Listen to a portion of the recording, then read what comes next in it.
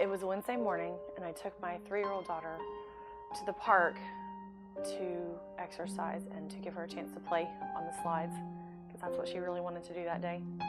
And as I finished my walk, I was walking across the street from the golf course, actually, and a man approached me in a black hat and a gray hoodie and started saying, "Excuse me, ma'am." And I just froze. And I grabbed my daughter, because I had just let her out of the buggy to walk. And I grabbed her, and I grabbed the buggy, and I kept saying no. That's all I knew to say to him. And he kept calling a name of somebody that I didn't know or recognize. And he kept getting down on her level. And I knew something was wrong. It didn't feel right. So I yelled no. I ran back across the street and found some people to surround myself with and keep an eye on this man who was following me that I didn't know. And I was frantically trying to get the baby in the car seat and the buggy in the back of the car and shut the trunk and start the car and get away. And I ran out of time. He was behind my car, and he had blocked me in. Got out of his truck, had a phone in his hand, on his ear, and he was on the phone with the police, telling them that I had his daughter in my car, banging on the window and telling me I wasn't leaving, I wasn't going to go anywhere, because he had the police on the phone, and that was his daughter. And about that time, a woman a few spaces down asked me, I could see her yelling at me, "Are you okay?" And there was a lot of commotion going on, and I said, "No, I'm not. Please stop him." And she pulled her car out far enough to block his truck a little bit so that I could wiggle out, and I did. I wiggled out. I got to the stop sign at the parking lot and realized that he had gone around that woman's car and he was following me. So we ran through Memorial Park being chased, got onto Memorial Drive. I decided to go downtown because I knew it wouldn't be safe to go home.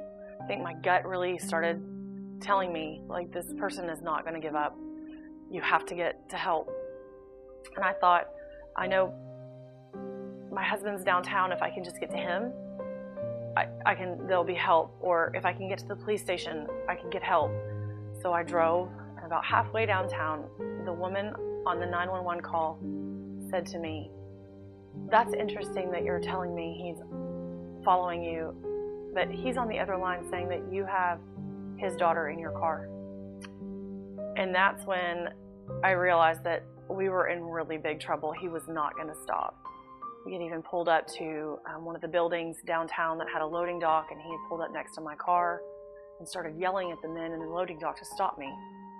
So I luckily saw a police officer driving by, so I barreled around traffic, laid on my horn, and people started moving out of my way, fortunately, and I got to the police car, and he was still behind me. He was like 2 cars behind me at this point.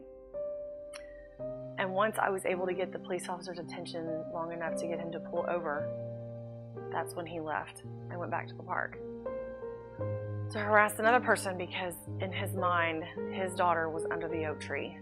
And that's exactly where he approached us in the park. I think in that moment, I did what any parent or grandparent or aunt or uncle would have done for their kid. They would have grabbed them and ran and found help. That's all I needed to do.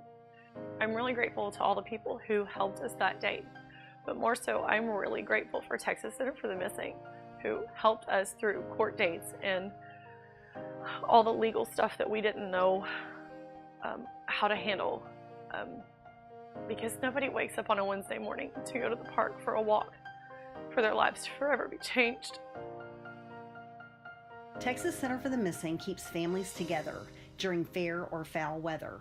When Hurricane Harvey hit Houston, we focused our efforts on what is an oftentimes forgotten aspect of a natural disaster's aftermath: missing persons. Within 18 hours of Harvey's landfall, TCM staff were working missing persons cases despite receiving no disaster relief funding. When TCM staff and volunteers could physically get to the George R. Brown Convention Center, we were there working storm-related missing persons cases, helping to locate these endangered missing persons amid the turmoil that followed the storm. Within a few weeks, we worked 160 Harvey-related cases. To put that in perspective, we average 140 missing persons cases per year with our small staff of 3. Happily, TCM efforts were directly responsible for reuniting 159 families in our greater Houston community, and we're still working with that final family. The bad news is that no funds are available to help us offset the $20,000 in staff time and expenses we incurred in working these additional cases, nor to offset the decline in funding from corporate and foundation funders who designated their resources for more conventional disaster relief. That leaves us asking our community, our friends, to help us close the gap in funding so that we are able to be there for families.